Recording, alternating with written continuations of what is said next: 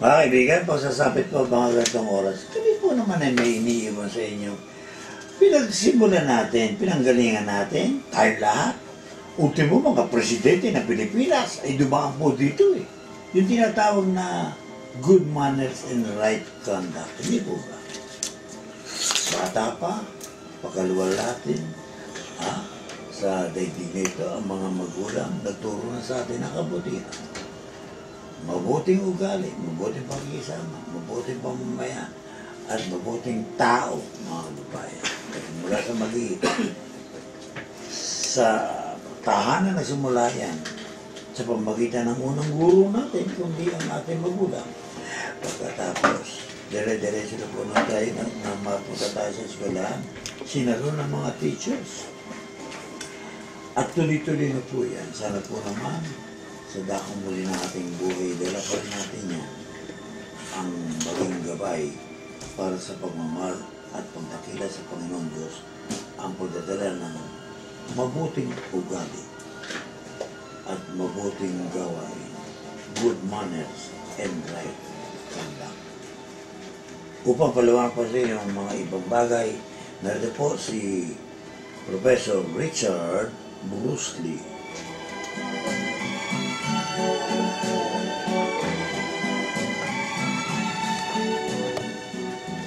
Maraming salamat po sa inyo, Don Manolo. Sa pagtungtong sa mataas na paaralan, mahati ang isipan ng mga kabataan. Mananatili kaya sa kanilang pundasyon ng kabutihan na hinubog sa tahanan at sa mababang paaralan. O patatalo sila sa mga pagsubok at tukso na dala ng sumasaksing kapaligiran. Sa unang taon ng pagtungtong ng mga bataan sa mataas na paaralan, magkahalong pananabik, kaba at pag-aalinlangan ang kanilang nararamdaman. Sa katagalan sila'y lubusang magkakakilanlan sa pangangalaga ng mga guro na pangalawang magulang. May mga estudyanteng nananatili ang naitanim na kabutihan, subalit sa patuloy na pagdagdag ng kaalaman, sa tukso di maiwasan sila'y nadadarama. Tukso o temptation na kinapapalooban ng layaw ng katawan. Sa pakikipagbarkada, ang tukso ay madalas na nasisimulan. Sari-saring gimmick ang kinahuhumalingan, diskuhan, sinihan, sugalan, at iba pang mga kaganapan na sinasabayan ng inuman at ng mga drogang sumisira sa normal na takbo ng isipan.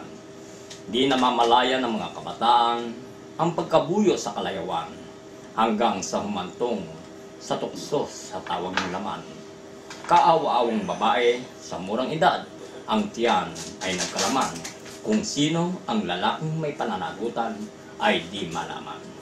Sakripisyo ng magulang ay nawalan ng kabuluhan. Hinagpis ang dulot ng sawing kapalaran.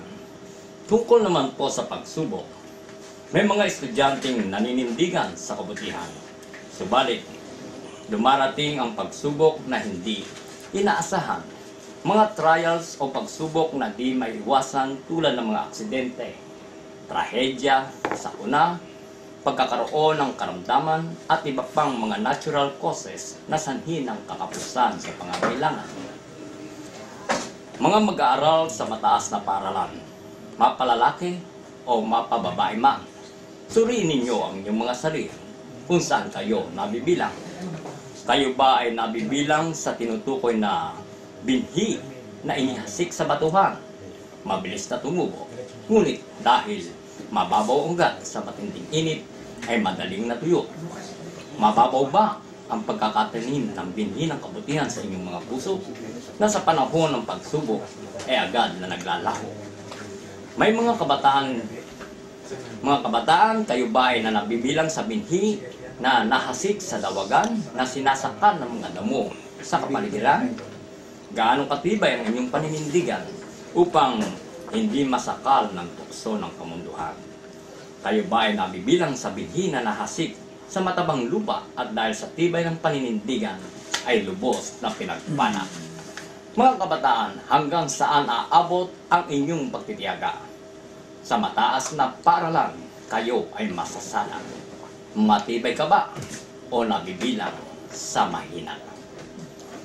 Malugod na pagbati po sa mga suki nating tagapakinig na sina Ma'am Doña Norma Morales Sardenia, Sir Conrad, Dr. Amar Warren, Atty. Lotlod, Ma'am Carmen at Ma'am Laura Casteltor.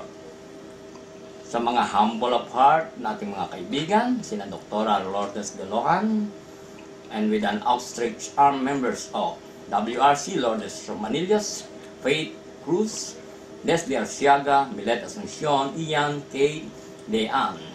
Magandang gabi po sa inyo. Ganyan din sa suki nating mga listeners sa Bacoor, Cavite, sina Edna Miranda, Nanay Lily, at Tatay Elvis. Sa inyo po, Don Manolo, Dr. Robin B. Navarro, Dr. Alitz, and son John Emmanuel, kasamang Jobs, Kapitan Andoy, Jubilee, at sa ating prominenteng si Sir Cariñoso. Ang pag-aaral ay isang pakikipagsapalaran. May natatalo at may nananalo. At upang tayo ay makasiguro, God's will must do. Back to you po, Don Manolo.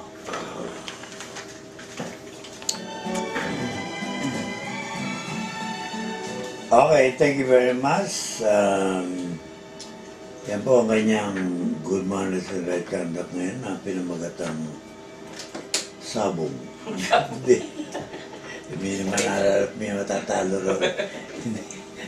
Joke lang yun. Ito na!